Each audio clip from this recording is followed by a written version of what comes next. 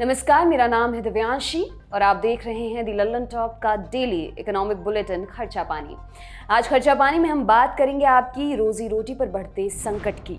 बदलते देश दुनिया के हालातों के बीच आपकी नौकरी कितनी सेफ या अनसेफ है। साथ ही इस बात की पड़ताल भी करेंगे कि ऑनलाइन एजुकेशन स्टार्टअप्स क्यों कर्मचारियों पर कहर बरपा रहे हैं। क्या ये स्टार्टअप्स की छटनी दूसरे सेक्टर को भी डुबा ले जाएगी? इन स्टार्टअप्स में ऐसा क्या हो गया कि उन्हें कर्मचारियों को बाहर का रास्ता दिखाना पड़ रहा है? इसके अलावा इस पर भी एक्सपर्ट से बात करेंगे कि जॉब मार्केट का संकट कितना बड़ा और इसका आगे असर भी दिखेगा या नहीं। लेकिन सबसे पहले नजर डालते हैं आज की आर्थिक सुर्खियों पर।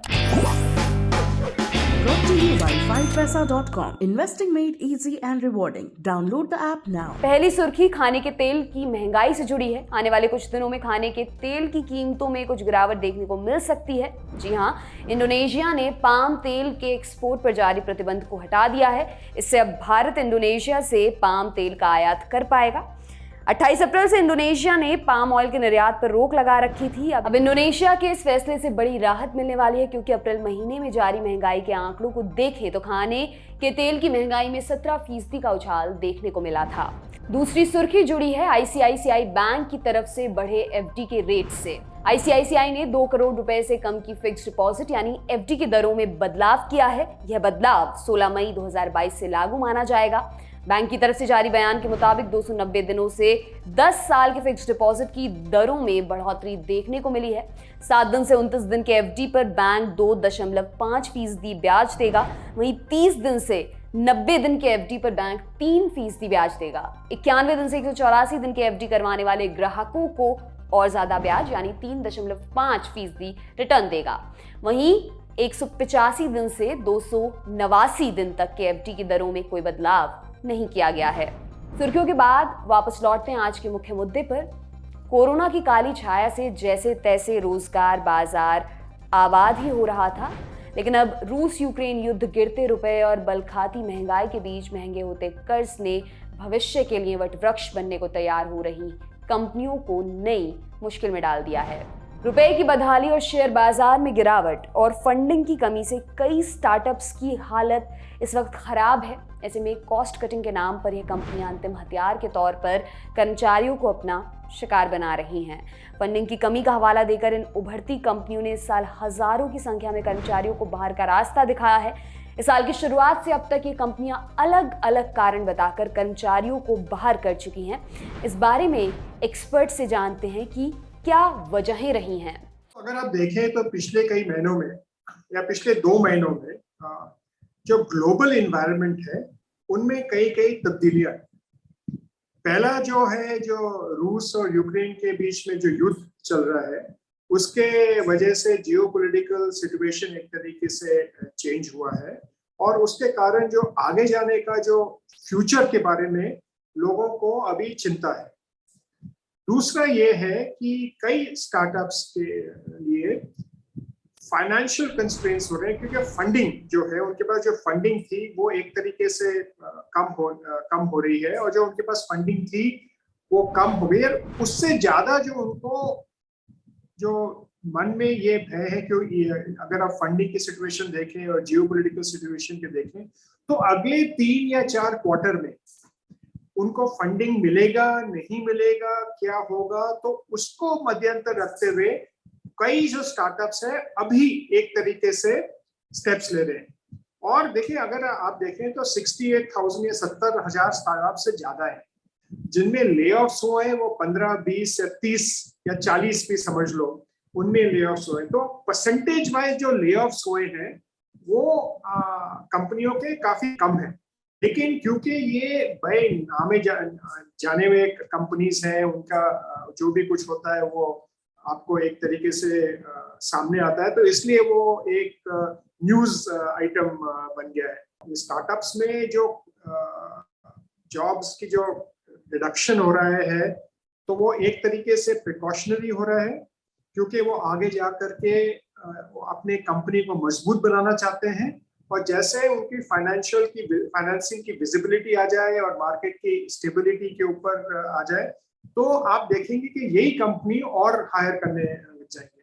तो ये मैं अगर 3 चीजें कहूँ बिल्कुल संक्षिप्त में, एक तो जियोपॉलिटिकल सिचुएशन में, दूसरा जो फंडिंग सिचुएशन है, और तीसरा जो ग्लोबल मार्केट सिचुएशन। जब देश में कोरोना ने कदम रखे तो स्कूल, कॉलेज और कोचिंग सेंटर बंद होने से ऑनलाइन एजुकेशन हर घर की ज़रूरत बनी और इसी का फ़ायदा उठाने के लिए देश में कई एडटेक स्टार्टअप्स ने अपना धंधा चमकाया। लेकिन अब उनका धंधा कुछ सुस्त पड़ा तो उन्होंने कर्मचारियों को बाहर करना शुरू कर दिया है। ऑनलाइन एजुकेशन से जुड़े कई स्टार्टअप्स ने इस साल जनवरी से लेकर अब तक करीब 6000 एम्प्लॉयज़ को घर बैठने के लिए बोल दिया। अगर थोड़ा और हम पीछे जाएं तो छटनी के शिकार कर्मचारियों की संख्या 10,000 से भी ज़्यादा पहुंच चुकी है। इनमें एडटेक स्टार्टअप्स बायजूस, अनअकैडमी और वेदांतु समेत कई नए नवेले स्टार्टअप्स भी शामिल हैं। अनअकैडमी ने 1000 से ज़्यादा, वेदांतु ने 400 से ज़्यादा, फर्लेंको ने अपने करीब 200 कर्मचारियों को बाहर कर दिया है। बायजूस की कंपनी व्हाइट हैट जूनियर ने भी अपने 800 से ज़्यादा कर्मचारियों को टाटा बाय बाय कह दिया है। इसी तरह कई दूसरे टेक स्टार्टअप्स मसलन ओके क्रेडिट, ट्रे, लिडो और मॉर्गेज टेक्नोलॉजी स्टार्टअप्स better.com ने भी बड़ी संख्या में कर्मचारियों को बाहर कर दिया है। better.com ने इस महीने की शुरुआत में करीब 1000 कर्मचारियों को निकाल दिया। पहले भी 1 साल से कम समय में कंपनी करीब 3000 कर्मचारियों को निकाल चुकी है। सेकेंड हैंड कारों के बिजनेस से जुड़ी Cars24 ने भी कॉस्ट कटिंग का हवाला देते हुए 600 कर्मचारियों को बाहर कर दिया है। एक ब्लॉग पोस्ट में वेदांतु के को फाउंडर वामसी कृष्णा ने कहा, रूस यूक्रेन युद्ध और दुनिया के दूसरे हिस्सों में जारी तनाव के चलते मंदी का खतरा बढ़ा है। भारत समेत दुनिया भर के शेयर बाजारों में तबाही मची हुई है। इसके चलते आने वाले कुछ महीने स्टार्टअप्स के लिए काफ़ी कठिनाई भरे होंगे। ऑनलाइन पढ़ाई करने वाले छात्रों की संख्या घट रही है। उन्होंने आगे कहा कि कोरोना का संकट खत्म होने से स्कूल, कॉलेज फिर से खुल रहे हैं। पिछले 2 वर्षों में महामारी के दौरान ऑनलाइन एजुकेशन स्टार्टअप्स की ग्रोथ में काफ़ी तेज़ी दिखी थी, लेकिन अब वह सिमटने लगी है। अब ये स्टार्टअप्स ऑनलाइन से ऑफलाइन एजुकेशन सिस्टम की तरफ लौट रहे हैं। अनअकैडमी ने कई शहरों में कोचिंग सेंटर्स खोलने का ऐलान किया है। ऐसा पहली बार नहीं हुआ जब स्टार्टअप्स ने छटनी का रास्ता अपनाया हो। 2016 में भी कुछ इस तरह के हालात देखने को हमें मिले थे और ई कॉमर्स ने बड़े पैमाने पर छटनी की थी। 3 साल पहले 2019 में भी जोमैटो, पेटीएम, शॉपक्लूज ने छटनी की थी। जोमैटो ने लगभग 600 कर्मचारियों और पेटीएम ने 500 से अधिक कर्मचारियों को घर बैठने का फरमान जारी कर दिया था। इसी तरह जुलाई 2019 में ई कॉमर्स प्लेटफॉर्म शॉपक्लूज ने भी करीब 200 कर्मचारियों की छटनी की थी। 2020 में कोरोना की शुरुआत के समय ऑनलाइन फूड प्लेटफॉर्म स्विगी ने भी 1100 से अधिक कर्मचारियों की छटनी की थी। आखिर वे कौन से फैक्टर हैं जिसकी वजह से ये कंपनियां धड़ाधड़ अपने कर्मचारियों से पल्ला झाड़ रही हैं? आइए सब कुछ एक्सपर्ट से समझते हैं। अगर आप देखें तो बायजूस फिजिकल सेंटर्स कर रहा है, और भी कंपनीज हैं, अनअकैडमी, कोसेरा वगैरह, और अलग अलग जो जिनके पास खाली वर्चुअल सेंटर्स था वो अभी फिजिकल सेंटर्स कर रहे हैं। तो जो उनके अंदर जो हो रहे हैं काफी टेक्निकल लोगों की है, क्योंकि उनके प्लेटफॉर्म्स बन गए हैं, उनका सारा टेक्नोलॉजी है, और जो मेंटेन और जो उसको एक तरीके से एडवांस करना वो एक अलग टाइप का स्किल है। तो अगर आप देखें तो 2 चीजें हो रहे हैं। एक, जो स्टेबिलिटी आ जाए, जो लॉन्ग टर्म प्लानिंग कर रहे हैं, जिनके पास फंडिंग की एक चैलेंज है और आगे जाके उनको कुछ पता नहीं है कि क्या होगा, वो अपने आप को सुरक्षित एक तरीके से कर रहे हैं। और दूसरा है, दूसरे और जो कंपनीज हैं जिनका एक तरीके से मार्केट शेयर ना बदला और ना कुछ हुआ, तो वो भी एक तरीके से अपना जो कॉस्ट है कम कर रहे हैं, क्योंकि आगे जाके फिर उनको compete करना है और उनको ग्रो करना है। तो ये एक बिजनेस साइकिल का है। और एजुकेशन सिस्टम में क्या हो गया, अभी मोस्ट जो है कॉलेजेस जो है, स्कूल्स हैं, वो ऑफलाइन मोड में आ गए। तो जो ऑनलाइन का जो उनके पास समय था, क्योंकि अगर आप देखें तो हर स्टूडेंट को एवरेज या 1 घंटा या 40 से 1 मिनट से 1 घंटा आपको ट्रैवल टाइम लगता है, तो उतने अब 2-3 घंटे उनके पास कम हो गए। और जो गर्मी का मौसम है, थोड़ा थकान भी होती है, तो जो ऑनलाइन करने का जो समय है वो भी एक तरीके से घट गया है। तो कई कारण है। डॉलर के मुकाबले रुपए में गिरावट ने छोटी कंपनी और स्टार्टअप्स के लिए मुश्किलें बढ़ानी शुरू कर दी हैं। 2021 में इन स्टार्टअप्स ने बाजार से 4200 अरब डॉलर जुटाए थे, लेकिन अब फंड जुटाने में बड़ी मुश्किलें आ रही हैं। बढ़ती महंगाई, पेट्रोल और डीजल की कीमतों में बेतहाशा उछाल, शेयर बाजार की पतली होती हालत और फंड की कमी से कंपनियों को अपने बिजनेस के विस्तार में काफ़ी मुश्किलें आ रही हैं। डॉलर के मुकाबले कमज़ोर होते रुपए ने और मुश्किलें बढ़ा दी हैं। रुपए की कमजोरी का असर जेम्स एंड ज्वेलरी सेक्टर पर भी दिखने लगा है। आशंका जताई जा रही है कि आने वाले समय में इसका असर टेक्सटाइल और अन्य सेक्टर्स पर भी पड़ सकता है। रेटिंग एजेंसी क्रा की प्रमुख अर्थशास्त्री अदिति नायर का कहना है कि डॉलर के मुकाबले रुपया 79 के स्तर तक पहुंच सकता है। ऐसी स्थिति में हालात और खराब हो सकते हैं। भारत रत्न आभूषण का सबसे बड़ा आयातक और निर्यातक है। यही वजह है कि डॉलर के मुकाबले रुपए में कमजोरी इस क्षेत्र के लिए सबसे बड़ी चुनौती है। देश की कंपनियां बिना तराशे हुए रत्नों और आभूषणों का आयात करती हैं। यह डॉलर में होता है। डॉलर महंगा होने पर कारोबारियों को ज्यादा राशि खर्च करनी पड़ती है। इसका असर सूरत की डायमंड इंडस्ट्री पर भी दिखने लगा है।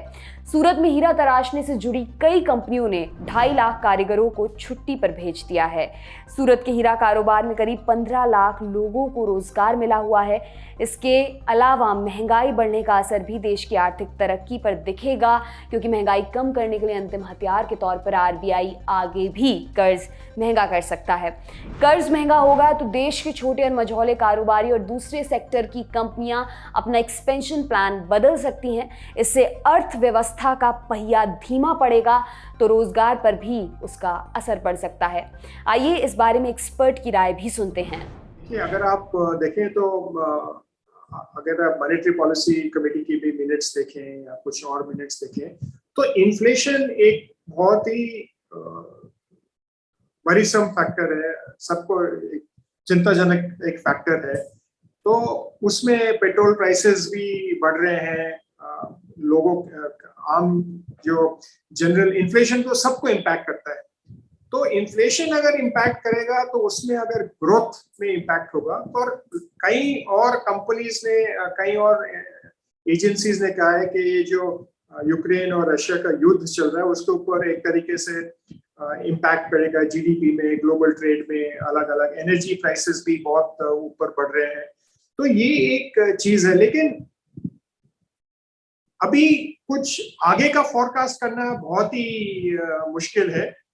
इसलिए कंपनीज को तरीके से अपना देखना चाहिए, उनके क्या फंडिंग है, उनके जो प्रोडक्ट्स हैं। एफएमसीजी कंपनीज प्रोडक्ट साइज कम कर रहे हैं, वॉल्यूम कम कर रहे हैं, तो इसको कैसे एक तरीके से टैकल करें।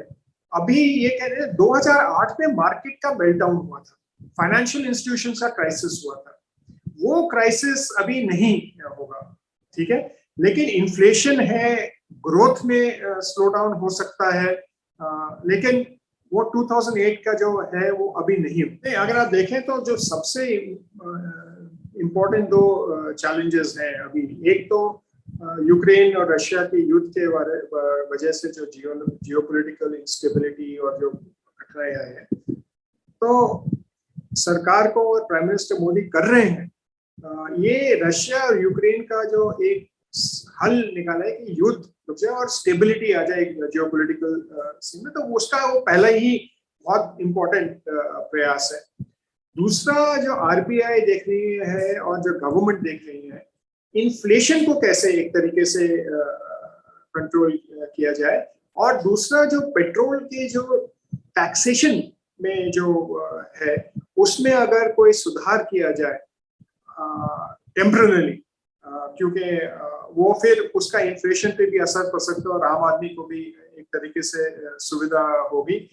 पहले क्या था ना, लोग घर से काम कर रहे थे, लोग इतना बाहर नहीं जा रहे थे, लेकिन अभी है लोग ऑफिस जा रहे हैं, लोग स्कूल जा रहे हैं, लोग कॉलेज जा रहे हैं, चीजें एक्चुअली मूव हो रही है। तो उसका जो फ्यूल का एक वो चैलेंज है, मेरे ख्याल बिल्कुल गवर्नमेंट सोच रही होगी इस बारे में, उचित समय पे वो करेगी। तो इन्फ्लेशन और जो टैक्सेशन के द्वारा हम क्या कर सकते हैं, इंटरेस्ट रेट के द्वारा, तो आरबीआई के परव्यू में है और आप सुन रहे हैं कि क्या होगा। तो ये दो इमीडिएट जो चीजें हैं, और बाकी सब तो हो रहा है, पीएलआई स्कीम का इम्प्लीमेंटेशन हो रहा है,